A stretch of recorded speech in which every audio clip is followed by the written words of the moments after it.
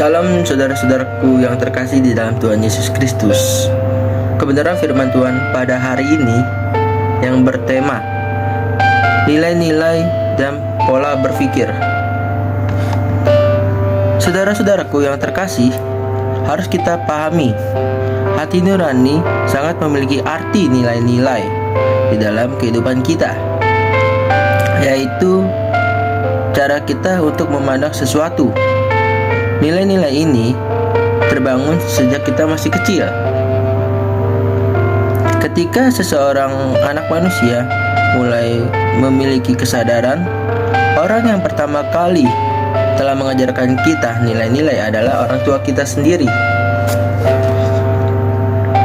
Dalam hal ini, keluarga adalah tempat pendidikan hati nurani yang pertama. Dalam keluarga, seorang anak manusia mulai memiliki kesadaran mengenai yang baik dan yang buruk, indah dan tidak indah, menguntungkan dan merugikan, membahagiakan dan tidak membahagiakan, memiliki nilai tinggi dan tidak memiliki nilai tinggi, sopan dan tidak sopan, dan lain sebagainya. Dari hal ini,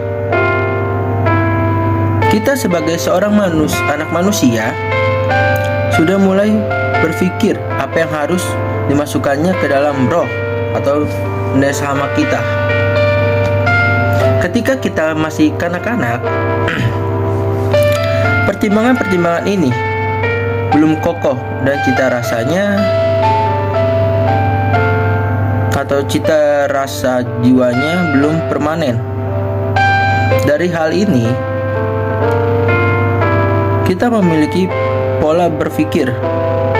Selanjutnya, lingkungan pendidikan, pergaulan, dan berbagai sumber dari berbagai media seperti internet, Instagram, televisi, dan lain sebagainya mengisi jiwa kita yang kemudian dimasukkan ke dalam roh. Ketika kita sudah mulai dewasa, kita sudah memiliki ukuran pertimbangan yang sangat kokoh dan cita rasa jiwa yang permanen. Semakin kita dewasa, teman-teman, atau semakin kita sudah tua, kita memiliki pola berpikir semakin permanen dan tidak dapat diubah lagi. Dari hal tersebut berlangsung proses pembentukan hati nurani. Nurani terdapat pada roh atau neshama di dalam hidup kita. Menurut kalian, apa sih pengertian nurani itu? Kalau menurut gue pribadi sih, nurani merupakan inti dari kehidupan kita, sebab kualitas hidup kita itu terdapat pada nurani kita masing-masing. Nurani kita pasti dapat terekspresi oleh jiwa kita, bukanlah kebenaran. Maka nurani kita akan menjadi rusak atau tidak berkenan di hadapan Tuhan. Hati nurani terbangun melalui perjalanan waktu yang panjang. Itulah sebabnya kalau kita dalam waktu lama menerima masukan yang buruk, maka hati nurani kita terbangun buruk sampai tidak bisa diubah lagi. Pada umumnya, teman-teman, hati nurani kita diberi pengertian sebagai suatu dorongan keinsafan batin yang kita miliki untuk dapat mengontrol sikap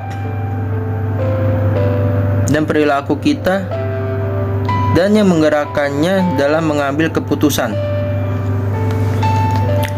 Kalau keinsafan batin kita menjadi dewasa, yang sama artinya dengan berkualitas tinggi seperti Tuhan,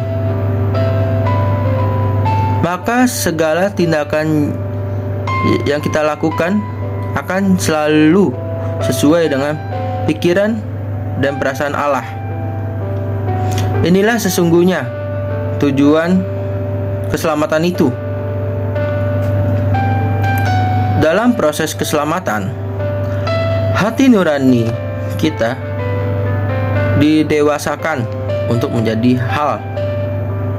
hati nurani yang sangat berkualitas sama seperti Tuhan. Kalau keinsafan batin kita berkualitas tinggi seperti Tuhan, maka kita juga harus memiliki pikiran dan perasaan Kristus.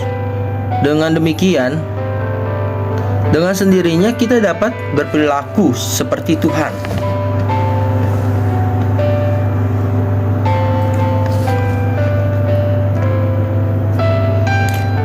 Dalam hal ini, yang harus kita pahami dan kita benar-benar harus mengerti bahwa hati nurani bukanlah sesuatu yang statis, tetapi dapat progresif.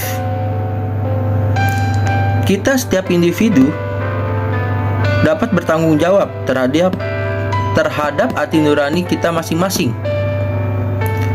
Nurani inilah yang nantinya akan diperhadapkan kepada pengadilan Allah.